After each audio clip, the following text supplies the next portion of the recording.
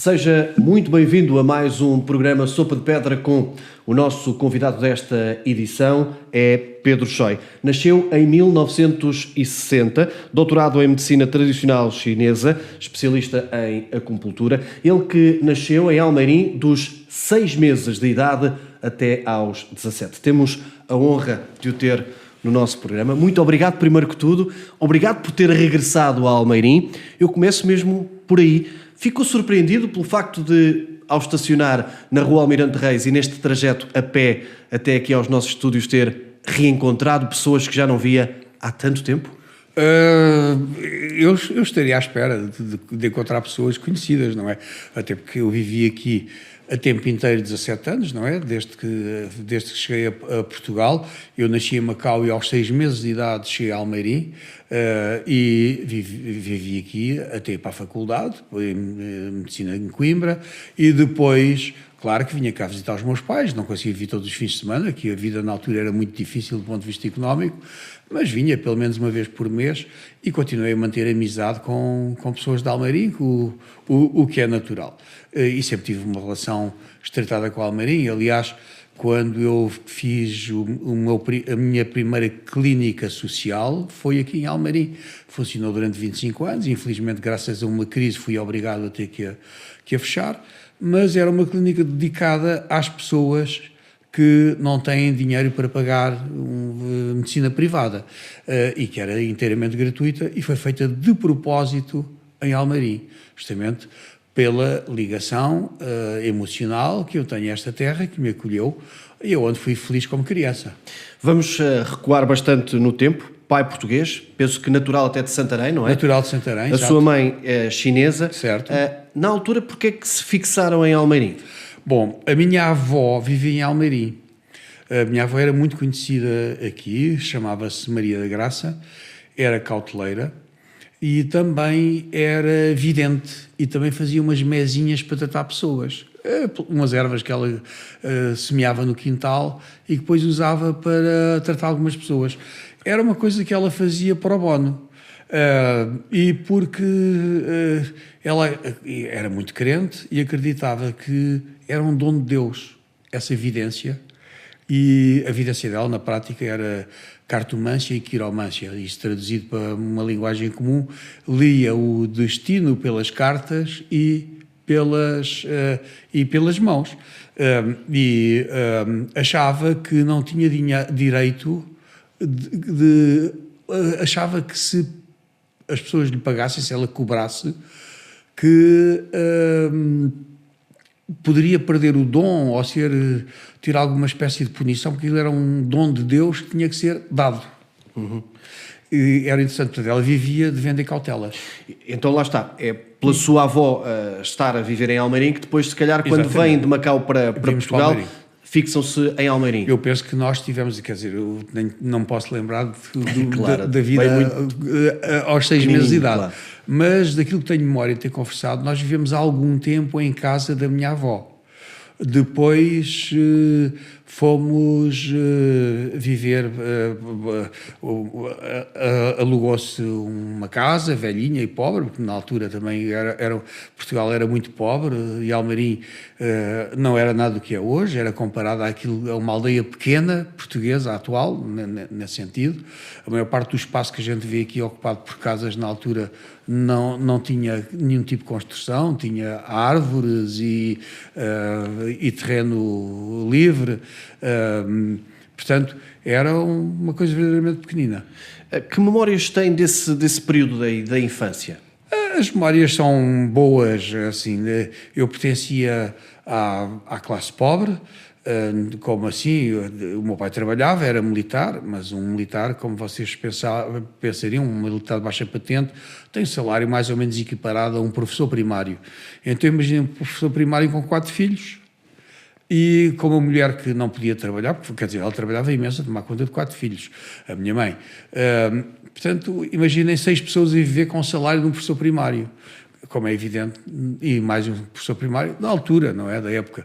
Os militares ainda começaram a ganhar um pouquinho melhor, nada de extraordinário, depois da Revolução, depois de 25 de Abril, mas e eles ganhavam muito pouco, então era uma vida difícil. Mas nunca...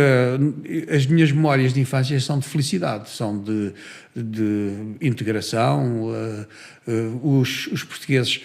Todos os povos têm algum racismo, mas os portugueses têm pouco, e é um racismo que não é assim muito negativo, pelo menos não é violento. Além disso, eu tive a sorte de praticar artes marciais desde os 5 anos de idade. Na altura eram praticadas às escondidas com a comunidade chinesa parca que existia, não em Almeirim, mas em Lisboa. Sim. Evidente, isso dava uma vantagem física, e na altura as pessoas também não se atreviam a tentar bullying porque podia correr mal. Uhum. Mas aqui em Almeirim nunca chegou a praticar o karaté, tinha que ir para Santarém. Quer dizer, os meus treinos eram em Santarém, mas isso começou já, os treinos em Santarém de karaté começaram em 1974, logo a seguir ao 25 de Abril. Antes eu fazia Kung Fu com a comunidade chinesa de Lisboa. Éramos amigos de um grupo, aliás, a minha mãe tinha um grupo de amigas chinesas que viviam nos Olivais Sul em Lisboa. E eles vinham passar tempo connosco e nós íamos passar tempo com eles. E era nesses períodos que nós aprendíamos artes marciais às escondidas, porque nós estávamos no antigo regime, e o antigo regime controlava muito quem tinha direito de praticar artes marciais. As pessoas tinham que ser próximas do regime, precisavam de uma autorização para poder praticar artes marciais, porque era considerado como ter uma arma, nesse sentido. Então a gente fazia Kung Fu às escondidas, ou seja, era disfarçado, estávamos proibidos de dizer que fazíamos artes marciais, dizíamos que íamos para a ginástica e treinávamos vestidos de formas normais, dentro de zonas armazéns e coisas parecidas, e havia sempre alguém de vigia. Se viesse alguém, havia um código para fazer sinal, a gente passava a fazer ginástica. Até que isso chegou a acontecer na prática? Chegou a acontecer, sim, na prática. Não era muito frequente. E eles tinham outra regra, não deixavam entrar ocidentais. Eram só aceitos os chineses. Eu, como era meio chinês, era aceito. Meio chinês, porque lá está, eu repito essa ideia, mãe chinesa, pai português. Claro. A sua mãe, nesses anos, até porque há pouco dizia que ela era dona de casa e cuidava dos filhos, ela não falava português, pois não muito bem. A minha mãe, a princípio, não falava português. Aliás, era o meu irmão mais velho que a traduzia, mesmo para as compras. De forma que, para ela, foi um bocado difícil, como é natural. Até porque a minha mãe cresceu em Macau. A minha mãe era refugiada da guerra em Macau, da guerra entre o Japão e a China. Ela perdeu-se da família em Macau, perdeu-se da família na China e foi parar a Macau, não sabe como. Terá sido adotada por uma família que tomou conta dela, mas perdeu a família biológica. Portanto, já ela própria tinha uma história de vida complicada e difícil. Ter perdido uma família toda e o traumatismo da guerra foi um problema complicado. Mas conseguiram ultrapassar isso tudo e a ideia de falar disto é que Macau era, na altura, uma das cidades com maior densidade populacional do mundo. Agora, imagina viver para uma pequena aldeia portuguesa. Almeirim era uma vila, mas era equiparável. Ou seja, para ela era muito estranho não ver gente. Ou seja, havia tão poucas pessoas que ela pensava, há uma epidemia, há guerra, o que é que se passa? As pessoas estão escondidas. Então ela sofria com isso. Depois também sofria com as pessoas quererem vê-la, porque para as pessoas daqui ela era como um extraterrestre, ou seja, nunca tinham visto um chinês. Depois ela usava calças. Em 1960 ninguém usava calças, nenhuma mulher usava calças. As mulheres tinham que usar saia. Ela vinha de calças tradicionais chinesas, e depois trazia-me às costas. Isso tudo, para os portugueses, era uma coisa... muito estranha, de certeza. Muito estranha, e as pessoas seguiam-na só para a ver. Até que ela se habituou a essa ideia. Mas depois teve outras coisas que a permitiram integrar. É que por engraçado que fosse, a minha mãe pertencia à minoria católica chinesa. E as minorias religiosas de qualquer sítio do mundo são ainda mais fervorosas na crença do que num país onde as coisas existem. Portanto, ela era uma católica ferranha. Eu tive uma educação católica até aos 14 anos aqui em Almeirim. Escuteiros, catequese. Fui crismado. Já não deve muitos portugueses que tenham passado por isso. Comunhão de fé, crisma, participava das procissões vestido de anjo. Ou seja, fiz todo esse trajetório de educação católica e, sobretudo, para agradar à minha mãe. Ela queria muito e eu, como filho que dava muita importância à minha mãe, como é evidente, tentei sempre ser um bom filho nos critérios dela e agradar-lhe. Portanto, nesse sentido, ela teve uma integração, era super engraçado, porque ela ia para a missa portuguesa, a mesma igreja por onde passei agora mesmo, e levava um missal escrito em chinês. Ou seja, enquanto os outros rezavam em português, ela rezava pelo mesmo missal no mesmo ritmo, em língua chinesa. Extraordinário. 2 dos seus irmãos já nascem em Portugal e em Almeirim. E Almeirim, justamente. A Maria da Conceição, que usa São, ou Maria, foi a primeira a nascer aqui em Almeirim, no antigo Hospital de Almeirim, que penso que já não existe, não é? É onde é hoje o Colégio Conde Sobral, aqui ao lado, mesmo aqui ao lado. Muito bem. E o meu irmão mais novo, o João, que também nasceu aqui no Hospital de Almeirim. Deixe-me agora perguntar-lhe, quando é que descobre o Pedro Choi que era a medicina tradicional chinesa que era o seu caminho? Isto porquê? Porque ainda entra na Faculdade de Medicina em Coimbra, não é? Quando sai de Almeirim aos 17 anos para Coimbra, é para estudar medicina convencional. Medicina convencional, sem dúvida. É assim, para já, não dava para uma pessoa, para um português, pensar que queria estudar medicina chinesa. Porquê? Não havia ensino de medicina chinesa em Portugal. Eu penso que fui eu o primeiro a introduzir o ensino de medicina chinesa em Portugal. Portanto, era impossível pensar em estudar medicina chinesa, não passava pela cabeça de ninguém. A minha mãe sempre nos fez alguns pequenos tratamentos de medicina chinesa, da mesma forma que o povo português, há um ditado português que diz, de médico e de louco todos têm um pouco. Ora bem, isso tem muitas interpretações, mas uma delas também leva-nos a perceber que toda a gente sabe alguma coisita de medicina. Se há uma gripe, uma mãe, um pai, um tio, tem sempre alguma coisita para dizer, um conselho a dizer para tomar, uma gripe, quem diz uma gripe, outra coisa qualquer. Ora, na China acontece o mesmo, mas de uma forma natural.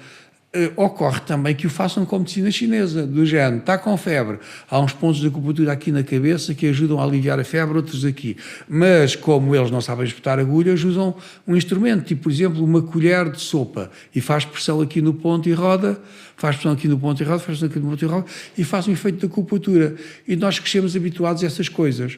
Aquela comunidade chinesa de Olivais, Lisboa, tinha sempre pessoas que viajavam e que traziam medicamentos à base de ervas da China e que depois eram partilhados entre esta comunidade. Portanto, nós sempre usámos, por exemplo, agora toda a gente sabe o que é pomada de tigre, existe aí à venda em todo lado, mas na altura era uma coisa rara. E nós usávamos, punha-se no peito, punha-se quando as pessoas estavam constipadas, punha-se em pontos de acupuntura para aliviar doenças, etc. Portanto, eu sempre tive um contato com a medicina chinesa através da minha mãe, através dessa cultura chinesa que estava ali, mas era impossível estudar medicina chinesa, não se conhecia. Entretanto, eu sempre gostei de tratar, fez parte da minha vida. Não sei se era influência da minha avó, talvez, indiretamente. Nós temos tendência a copiar a família e as pessoas de quem gostamos, mas lembro agora criança, caía um pássaro do ninho e eu tratava-o. Lembro de o meu pai ralhar comigo porque eu cuidava dos cães da rua. Os cães que apareciam na rua, eu dava-lhes de comer e tirava-lhes carraças, etc.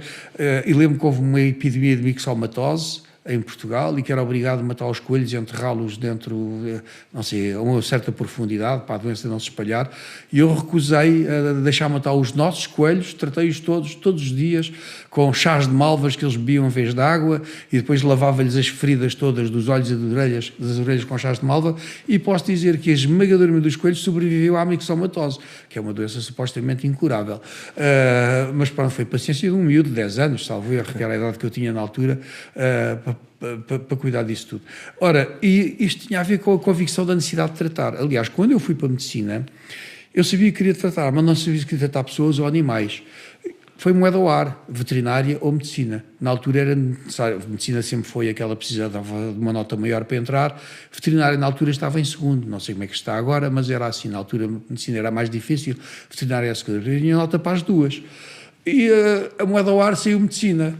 Só que eu sempre tive uma característica também particular, é que sempre fui muito ativo na procura de conseguir atingir coisas positivas. Assim que eu cheguei à medicina, nos primeiros dias de lá estar, resolvi estabelecer contato com médicos recém-licenciados. Como é que eu fiz isso? Através do desporto. Eu, na altura, era competidor internacional de karatê. Tinha que treinar todos os dias, entre outras coisas, corria. Ia para a rua, cruzava-me com gente a correr. E metia conversa. Os que eram médicos, tornei-me amigo deles. Também amigo de alguns conhecidos. Um ciclista muito conhecido, aqueles que ganham muitas vezes a volta a Portugal, e que era médico também, tinha acabado o curso, e foi ele o primeiro a levar-me para o hospital. Eu, na primeira semana de medicina, fui fazer urgências do hospital. Não fui tratar ninguém, fui ver, como é evidente. Tinha acabado de chegar a Coimbra, então? Tinha acabado de chegar a Coimbra, através desses médicos. Outro foi um amigo meu, infelizmente falecido há muito pouco tempo, o Roger, que era um pouquinho mais velho que eu. O Roger era um médico brasileiro, que eu, quando cheguei a Coimbra, depois que eu conheci lá em Coimbra também, que era hematologista e também me levava para as urgências do hospital. E, portanto, e isso teve bom e mau. Primeiro aprendi mais depressa, mas imagina, um miúdo de 17, 18 anos, confrontado com a dor, o sofrimento extremo das pessoas que chegavam à urgência, e etc., e com a forma de tratar, era natural que o choque para mim fosse maior do que um médico licenciado que já passou pela formação académica toda. E um dos choques que eu tive foi a dissociação das partes do corpo e a dissociação de homem, de mente e corpo. Do género só tratar o corpo e esquecer a mente. E eu tinha uma visão mais humanista da saúde. E nessa altura decidi que não era esta medicina que eu queria. E fui procurar onde é que podia estar a medicina chinesa, e só no meu terceiro ano de medicina descobri que havia um curso superior de medicina chinesa em Marselha. É aí que aparece França, exatamente. Marselha, França. Era o único sítio da Europa, não havia mais nenhum. O único sítio da Europa. Ora, imagine, eu, filho de gente pobre, a estudar medicina em Coimbra, em anos 60, 80, no início dos 80, etc. A probabilidade de eu conseguir ir estudar para Marselha era absolutamente, infinitamente baixa, não é? Mas eu sou um homem de desafios e resolvi que tinha que conseguir. E consegui. Consegui encontrar formas de trabalhar e ganhar mais dinheiro, para conseguir pagar, porque Portugal era um país pobre, nós ainda não estávamos na Comunidade Europeia, e na altura, e eu sempre trabalhei para estudar, mas na altura já os portugueses já não eram aceitos como imigrantes na França. Era aquela fase em que eles já tinham excesso de imigrantes e não queriam deixar entrar as pessoas, etc. Portanto, eu tinha que ganhar muito mais dinheiro para conseguir estudar para Marselha, França, e fui estudar para Marselha, França, em língua francesa, medicina chinesa. Eles diziam que nós tivéssemos concluído o terceiro ano de medicina para poder começar lá. Eu fiz exatamente isso, acabei o terceiro E fui para lá e fui continuando a fazer cadeiras cá, à medida que podia, porque não era muito fácil, não é? E com o que sabia de francês era aquilo que tinha aprendido no liceu, não é? No liceu, exatamente. Naqueles 2, 3 anos que se tem de francês, pouco mais do que isso, não é? No meu caso eram 5 anos, mas também é 5 anos de 2 vezes por semana língua francesa num liceu. Quem me está a ouvir deve ter a noção...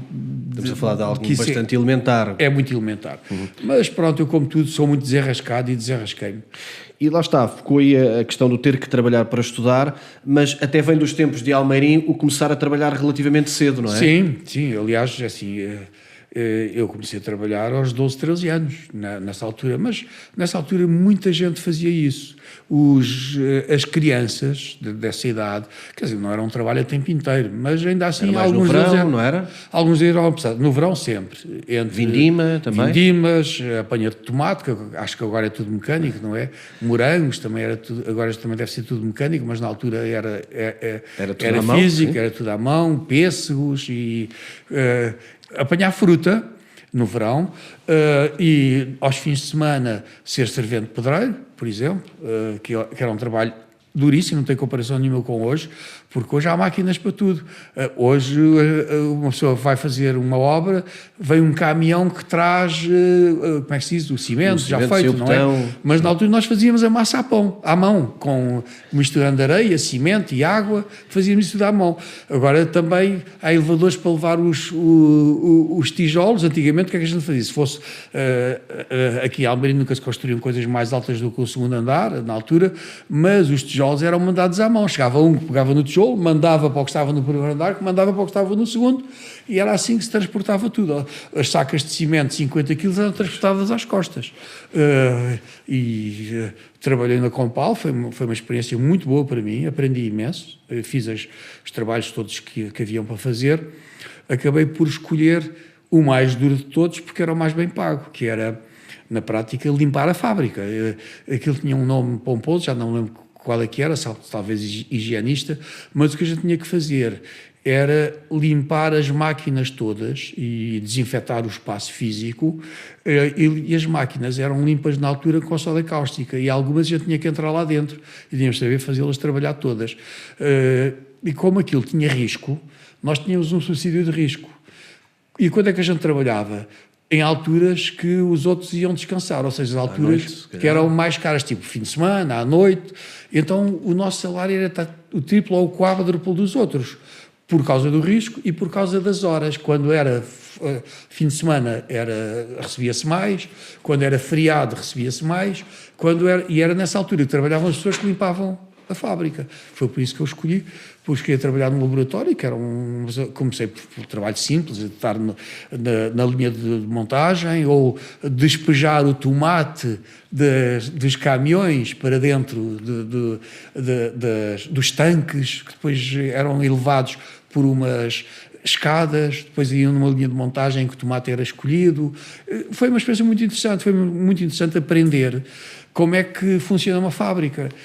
E depois, como eu passei pelas fases todas, conhecia do princípio ao fim, e até, de certa forma, fiquei fã da Compal, apesar de não tenho nada a ganhar em dizer isto, como é evidente, só trabalhei lá, mas foi uma experiência muito, muito interessante.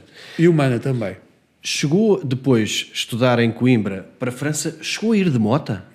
Eu fui sempre de mota. Sempre. A primeira vez numa 125. Quer dizer, não fui sempre de moto, fui algumas vezes de comboio, mas levava muito mais tempo do que de moto, porque Marselha não havia nenhum transporte direto para lá. Não sei se havia aviões para Marselha, eu também não tinha dinheiro para comprar um bilhete de avião, portanto nem pensei nessa opção. Mas havia um comboio chamado salvo erro, Paris-Sud, que ia de Lisboa para Paris e levava mais do que 24 horas para fazer esse trajeto. Ora, ele passava, Marselha fica no Mediterrâneo, e ele entrava em França junto do Atlântico. Portanto, eu tinha que fazer um L, ou seja, tinha que ir até à fronteira francesa, depois apanhar um outro comboio que ia da fronteira, que atravessava a França na horizontal, ou seja, era o dobro da distância. E esse comboio parava em todas as estações, esse segundo, de forma que ele levava, salvo erro, 2 dias a chegar a Marselha. Mas, por regra, eu ia de moto, e a primeira vez que fui de moto foi numa 125, numa Honda 125. Toda a gente sabe que as motas 125 ou é para andar a brincar no campo, ou então é para andar na cidade, cidade, não é? E eu fazia 2000 quilómetros numa Honda 125. Quanto tempo é que demorava? Bom, a princípio levava mais do que um dia. O que é que eu fazia? Uma 125 é uma moto que aquilo faz 100 horas, 120 no máximo, e portanto a distância era grande, e uma pessoa cansa-se, não é? Eu levava um saco de cama e em Espanha entrava num sítio onde houvesse floresta, enfiava-me com a moto lá para dentro, deixava um sítio tranquilo, dormia no saco de cama, comia coisas que eu tinha, no dia a seguir punha-me assim que o sol nascesse, ia-me embora. Era duro. Para um miúdo, naquela idade, uma pessoa aguenta tudo e mais alguma coisa. Eu tinha aquele espírito marcial, guerreiro, de resistir a tudo. Não era difícil para mim, era fácil. Uhum. Depois termina o curso e vai fazendo sempre a medicina tradicional, não é? Mesmo que à distância. Quer dizer, ia fazendo alguma coisa, não era fácil, é muito difícil fazer dois cursos ao mesmo tempo, sobretudo dois cursos muito pesados, e mais ainda, a 2000 km de distância um do outro, não é? Claro. Mas eu tinha que vir a Portugal ganhar dinheiro, apesar de estar a estudar em França.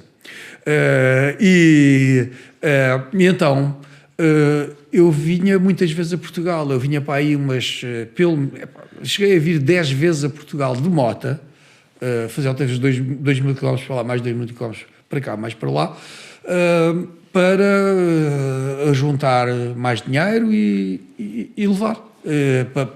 Até porque estar em França era caro, eu também não vivia em condições más também. Chegou a dormir até na rua, penso que... Sim, em Marselha, no verão, porque o verão de Marselha é igual ao português. Aquilo é uma zona mediterrânea, está mais a norte do que Portugal, mas faz muito calor ali também. Então eu não era um sem-abrigo. Um sem-abrigo é uma pessoa que não tem sítio nenhum para se enrascar. Mas tinha muitas coisas em comum. Cheguei a dormir 3, 4 noites seguidas na rua. Depois, a seguir, ia para a pousada de juventude, a pousada de juventude do Estado, que era muito barata, claro, onde se dorme em camarada, é o que corresponde a um hostel atual, mais barato que o hostel, porque na altura nem sei se havia hostéis, talvez não, mas havia estas pousadas de juventude, que era uma coisa internacional. Em Portugal também havia pousadas de juventude, em França também havia. Eu ia lá para quê? Para cozinhar arroz, que eu depois comia 3 ou 4 dias seguidos, e para me lavar, e para ter uma noite dormida numa cama. Eu normalmente dormia em jardins, nos bancos dos jardins. Uma outra vez a polícia foi-me mandar embora, sair de lá, e eu tive que arranjar outra solução, e tinha a vantagem de que eu ia... o curso de medicina chinesa lá funcionava na Faculdade de Medicina Convencional. E França era muito mais avançado do que Portugal, não tinha comparação nenhuma. E uma das coisas que existe lá existem banhos, eu podia tomar duche na faculdade, é por isso que não era igual a um sem-abrigo. Tinha acesso a casas de banho da universidade, tinha acesso a um sem-abrigo, infelizmente não tem onde tomar duche, não tem aonde ir à casa de banho. Eu, pelo menos, isso tinha, de alguma maneira. E apesar de eu dormir no jardim, isto foi só no verão ou quando estava calor, não é? Para poupar dinheiro, eu tinha uma motinha que me permitia deslocar-me para aqui e para acolá.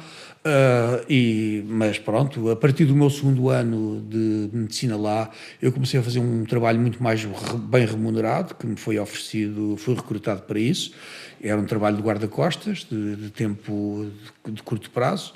Eu tinha uma experiência muito grande de artes marciais, já tinha sido campeão nacional várias vezes nessa altura, e tinha uma condição física ótima, e esse recrutamento, que era um trabalho de curto prazo, era tipo 3, 4 vezes por ano, fazer missões de 2, 3 semanas, era extremamente bem remunerado, e a partir dessa altura deixei de precisar de dormir na rua e deixei de precisar de ter dificuldades. No primeiro ano, até ao meados do segundo ano do curso lá, tive dificuldades, daí para a frente passei a ter uma moto de 1000 centímetros cúbicos Já e era a viagem, diferente.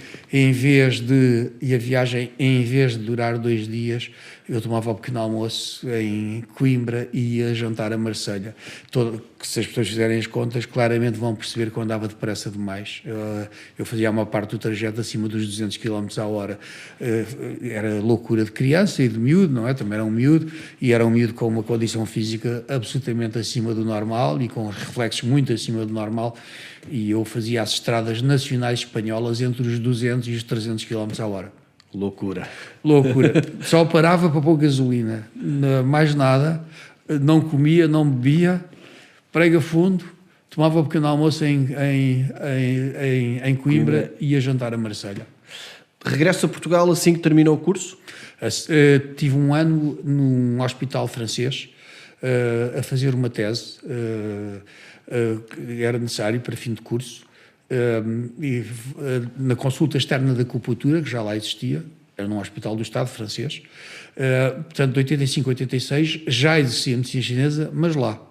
Em 1986 então regresso de vez a Portugal e abro a minha primeira clínica em Coimbra. Foi difícil chegar a Portugal com ideias tão diferentes? Foi. Para começar, fui perseguido muitas vezes. A Ordem dos Médicos fez-me 10 processos em tribunal, que felizmente ganhei, se não estava preso, porque entre outras fui acusado de... Uma das acusações era de exercício ilegal de medicina, e eu ganhei, claramente. Eu tinha formação, tive como provar que tinha formação, tinha diplomas, não é? E todos os juízes que me julgaram disseram: não, este homem que ele está a fazer é medicina chinesa, não tem nada a ver com medicina convencional, o diploma dele é sério. Portanto, nunca fui condenado por isso. Depois disso tentaram outras coisas, acusaram-me de charlatanismo, burla, publicidade enganosa, bruxaria, até essa foi super engraçada. O mais engraçado é que bruxaria é legal. É uma profissão legal, a bruxaria. Mas claro, evidentemente, aquilo que eu exercia era uma profissão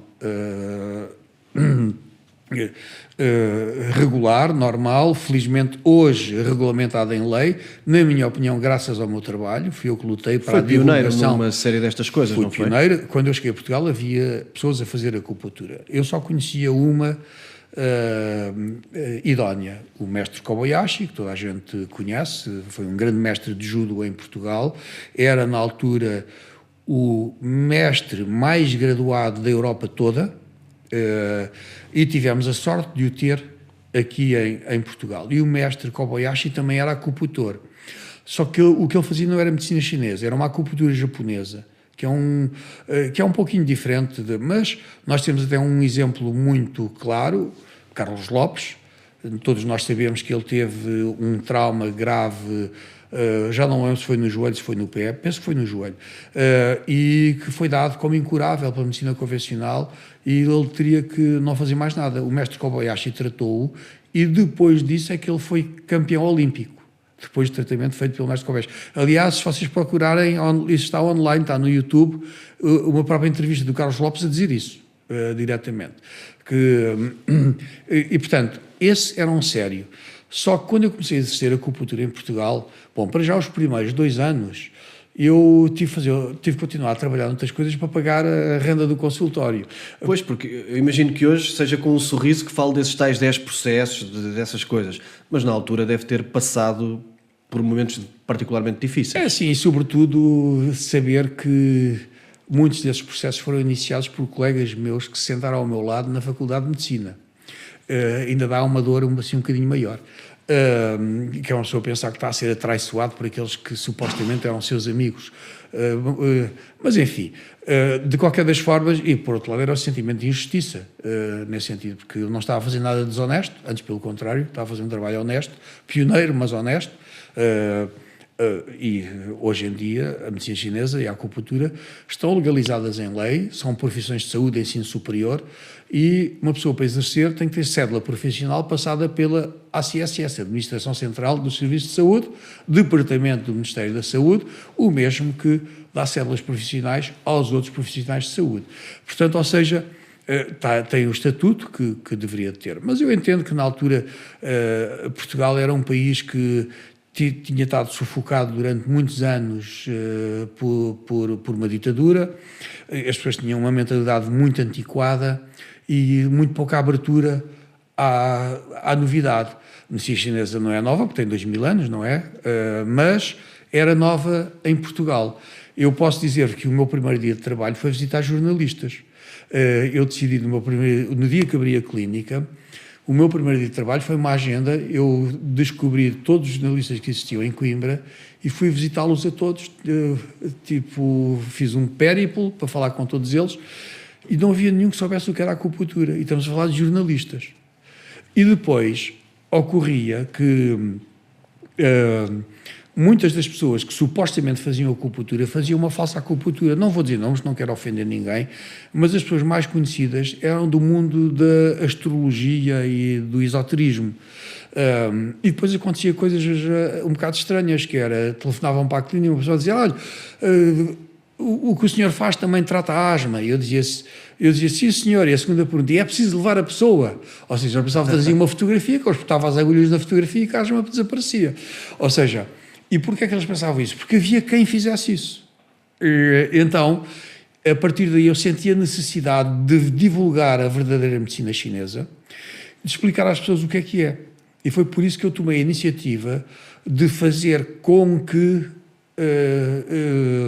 chegar às redes sociais e chegar à televisão. Foi muito fácil por causa dos processos que a Ordem dos Médicos me fez. Eu aproveitei-os para conseguir ir à televisão. Tem esse mérito também de conseguir de algo que era negativo. Sim, e dar a volta. E eu também, metade de mim é chinesa e outra metade de mim é portuguesa. E estes dois povos não são iguais. Todos os povos têm as suas características, todos têm alguma coisa de melhor e de pior, etc. E eu sempre achei, os portugueses... Eu não fui o primeiro a ser perseguido. Houve outras pessoas perseguidas por isso serem medicinas não convencionais, mas eu fui o primeiro a dar a cara, a dizer que sou perseguido, porque as pessoas tinham vergonha. Eu tinha orgulho. Eu tinha orgulho porque tinha a consciência tranquila que estou a fazer uma coisa séria e estou a ser injustamente perseguido. Portanto, o que eu fui fazer foi telefonar para a RTP, que era a única que existia na altura, e dizer, olha, estou a ser perseguido por Ordem dos Médicos. Vocês querem uma entrevista? E eles disseram, sim senhor, até queremos um debate. E convidaram o outro lado. Eu fui, era um miúdo ainda, também tinha 26 anos, talvez, ou 27 quando dei a primeira entrevista, nesse sentido, mas ia com coragem, com força e com a razão do meu lado. E depois eu tinha estudado que argumentos é que eles tinham contra a acupuntura. Eles não faziam a mínima ideia que argumentos é que a acupuntura tinha. Portanto, eu estava em vantagem e ganhei os debates todos, ou seja, a população ficou do meu lado. Depois isso daí criou o interesse da comunicação social em entrevistar-me, porque eu criava audiências, no sentido em que aquilo que eu ia fazer era polémico. E pronto, e aproveitei isso tudo para depois começar a divulgar a medicina chinesa. Depois começaram a perguntar-me também o que é a acupuntura, o que é a medicina chinesa, o que é que vocês tratam, como é que isso funciona, etc, etc, etc. E daí para a frente nasceu toda esta divulgação. Esta divulgação para mim era muito importante, porque eu queria que, não queria que a minha profissão fosse equiparada à bruxaria, não é? Apesar de ter recebido um processo também por bruxaria. Justamente queria que ela ganhasse o estatuto que tem hoje, o estatuto de profissão de saúde de ensino superior. E consegui. Sente-se pioneiro nesta cavalgada? Sim, é assim, eu não fui o primeiro a fazer acupuntura em Portugal, mas sou claramente pioneiro em medicina chinesa e pioneiro em divulgar a medicina chinesa e considero-me responsável pelo estatuto positivo que hoje a medicina chinesa tem em Portugal. Chegou também a vice-presidente da Federação Mundial de Medicina Tradicional Chinesa, Sim, cargo mais alto para um cidadão não chinês. Vou mais longe, o cargo mais alto para qualquer pessoa possível, a não ser que seja vice-ministro da Saúde, porque o presidente dessa estrutura é sempre o vice-ministro da Saúde chinês. Portanto, o segundo cargo, além do vice-ministro da Saúde chinês, é o de vice-presidente da WFCS, que é a World Federation of Chinese Medicine Societies, a Federação Mundial de Medicina Chinesa, com sede em Pequim. Portanto, esse era o cargo mais alto para qualquer ser humano, a não ser que fosse vice-ministro da Saúde. Isto para chegar ao gancho de, com orgulho, olhando para aquilo que é o passado da carreira que tem feito. Sim, embora assim, eu assumi esse cargo como uma missão. No sentido de, essa estrutura era uma estrutura que tinha à escala mundial a mesma missão que eu encontrei em mim para Portugal, que era a divulgação e o reconhecimento da medicina tradicional chinesa, neste caso à escala planetária. E, portanto, essa missão era uma missão fácil para mim de abraçar, porque era uma missão que estava perfeitamente dentro das minhas convicções. Em alguns casos, penso que até defende que os dois tipos de medicina podem e devem... Não, eu defendo que devem sempre. Eu penso que, aliás, essa é a prática normal nos países desenvolvidos. Para já todos os países do Oriente. Hoje em dia a China é um dos países mais desenvolvidos do mundo, há cara para qualquer ser humano que queira pensar nisso. Eu penso que os ocidentais e os portugueses não têm a mínima noção do nível da China. As pessoas que forem à China vão ficar impressionadas com a taxa de desenvolvimento e o nível de desenvolvimento. Vocês vão ver um metro chinês e vão encontrar uma coisa extremamente moderna. Vocês vão ver um metro americano e vão encontrar uma coisa a cair. Okay? Eu estou mesmo em Nova Iorque. Ora bem, isto veio a propósito de quê? A China está numa escalada de desenvolvimento muito acima da Europa e muito acima dos Estados Unidos da América. Estou a falar de características globais. Tem zonas pobres? Tem. E quem é que não tem? Os Estados Unidos da América não têm uma quantidade enorme de gente a viver na rua. Pois olha, na China é raríssimo gente a dormir na rua. Eu não estou a defender a China, estou a fazer aqui um termo de comparação, dizer que a China está num grau de desenvolvimento enorme, tem acesso a tudo o que é ciência e usa toda a ciência no seu máximo. Mas a China, o Japão, a Coreia, os países desenvolvidos, Taiwan, a medicina chinesa e a medicina convencional vivem unidas, juntas, e funcionam. Isso permite uma maior eficácia no que respeita à totalidade dos benefícios para o paciente. Vou dar aqui exemplos concretos.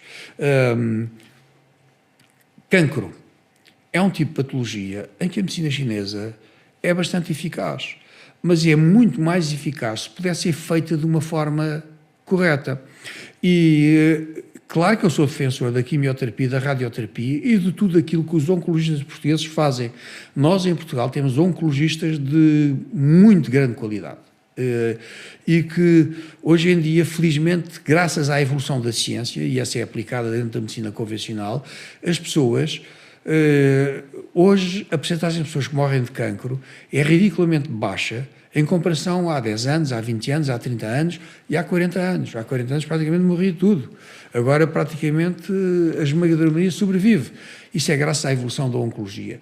Mas a medicina chinesa tem um aporte muito positivo e sempre teve.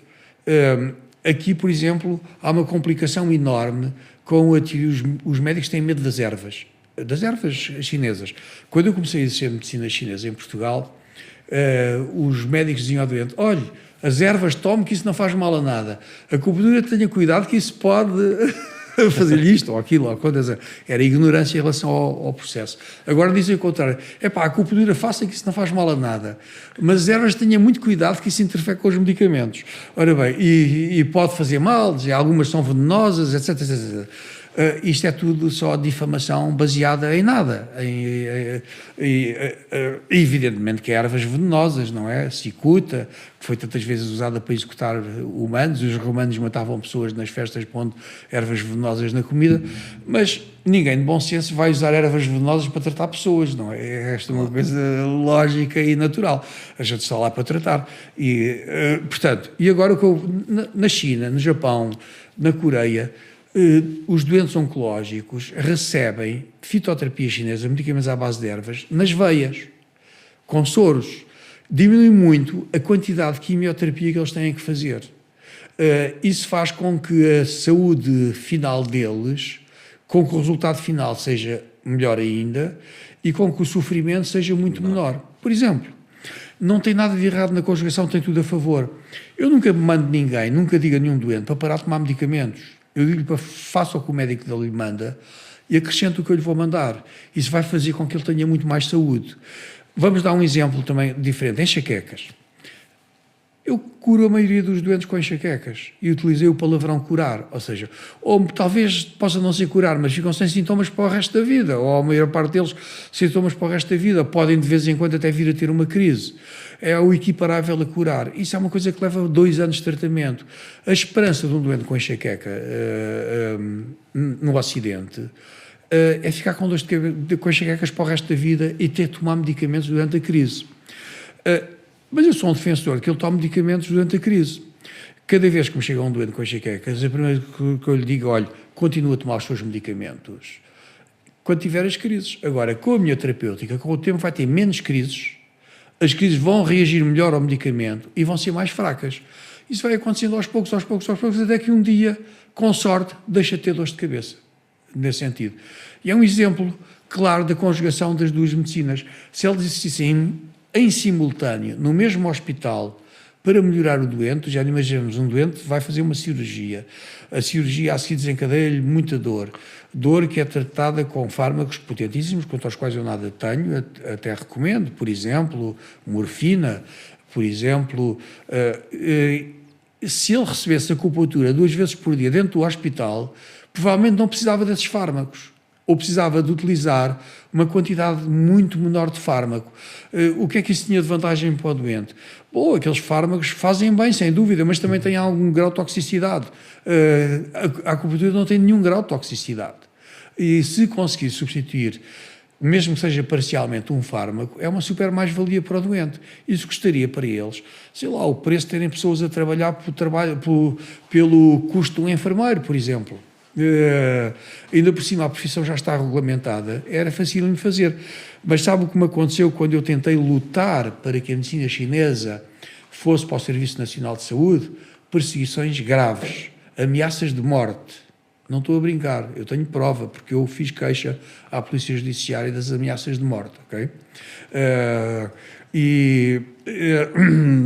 Portanto, e perseguições, que eu nem vou falar delas, é uma rede muito complicada, se eu começo a falar disso e depois dizem que eu tenho a mania das perseguições, eu não tenho, eu sei que sou perseguido, e tudo isto porque lutei por uma coisa para a qual eu não tinha benefício nenhum. Eu lutei por convicção, eu nasci pobre, e como nasci pobre, sei o que é querer ir ao médico e não ter dinheiro. Portanto, eu gostava que toda a gente pudesse aceder à minha medicina de uma forma normal. Qualquer medicina existe na privada e no público. A minha só existe na privada. Portanto, acha que ainda vai a tempo de ver essa mudança? Essa mudança é impossível de não acontecer. É uma questão de tempo. Vai acontecer. Mas, de facto, incomoda muita gente.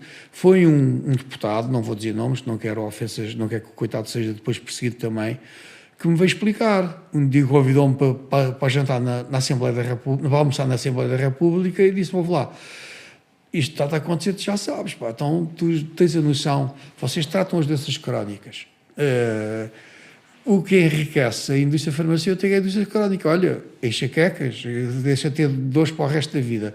Se ele começar a enxaquecas aos 15 anos, são 70 anos que ele não toma drogas, percebe o que eu estou a querer dizer? E drogas depois fazem outras doenças. Foi ele que usou esse exemplo. E depois que as pessoas têm de tomar mais drogas para tratar as outras doenças. Pá, se a medicina chinesa for para o hospital e para os serviços de saúde, a indústria vai perder milhões de euros por dia. E depois se isto contamina a Europa e contamina os Estados Unidos da América, então é outra crise. É uma coisa absolutamente descomunal. Portanto, é natural que depois tu recebas perseguições. Evidentemente que eu fui obrigado a passar isso, até porque a dada altura entrei em crise, tive uma crise tão grave que estive em risco de falir, não é? No meio entre tanta perseguição.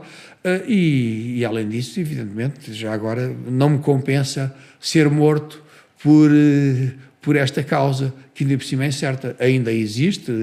Eu comecei por uma petição, a petição já estava em 25 mil assinaturas, a petição ainda existe, ainda é capaz de ser possível encontrá-la online, etc. Mas eu sou o primeiro peticionário, aliás, foi assim que eu consegui também fazer as leis, comecei a fazer uma petição para a Assembleia da República, uma delas ultrapassou, eu espero não estar a dizer um erro, 140 mil assinaturas, para a regulamentação destas práticas, das terapêuticas não convencionais, e isso fez com que a Assembleia da República fosse obrigada a discuti-las, e a Assembleia da República acabou por perceber que, de facto, era uma mais-valia para a população portuguesa que esta regulamentação existe, até porque era a única forma de proteger a população. Imagino mais uma vez uma pessoa cuja profissão é ser astrólogo ou outra coisa. Não tenho nada contra a profissão de astrólogo, nem de vidente, não, como é evidente, mas são profissões que não têm nada a ver com a acupuntura. É uma coisa que uma pessoa que agora é astrólogo decide que vai ser cirurgião cardiovascular ou que vai ser, sei lá, psiquiatra. Evidentemente não pode ser. São formações superiores e de grande responsabilidade. Uma pessoa tem que fazer a formação certa para poder executar. Ora, sem lei, qualquer pessoa podia executar. Portanto, havia um risco enorme para a população. E, por outro lado, é o mérito que a profissão merece. Eu tinha-lhe dito, quando combinamos a nossa entrevista, que a conversa iria durar mais ou menos 30 minutos. O tempo passou a voar, já fizemos a entrevista quase em 50 minutos. Foi um gosto tremendo tê-lo aqui hoje em Almeirim. Aqui, junto à nossa mesa, está uma tigela e uma panela que não tem, infelizmente, sopa da pedra lá dentro. Okay. Estamos a gravar este nosso programa perto da hora do almoço, já passa do meio-dia. Vai aproveitar para comer uma sopa de pedra hoje? Vou. Eu sou fã de sopa da pedra. Cresci a comer sopa da pedra e conheço tenho vários amigos que são proprietários de restaurantes em que se faz sopa da pedra aqui em Almeirim, e como não tenho direito de fazer publicidade nenhuma. Mas pode fazer, não há problema. Hoje vou almoçar ao toucinho, ok? E justamente vou comer sopa da pedra. Pedro Choi, posso tratá-lo assim? Claro, Pedro Choi está perfeito. Foi um gosto enorme tê-lo aqui no nosso Sopa de Pedra neste regresso seu a Almeirim. A sua história é tremenda. Espero que sirva de inspiração nesta ou noutras áreas, aquilo que passou para ter o percurso que tem e que nos deve orgulhar a todos. Muito, muito obrigado por ter vindo. Eu é que agradeço. Foi um prazer. Foi um gosto ter estado à conversa estes quase 50 minutos com Pedro Choi em mais um episódio de Sopa de Pedra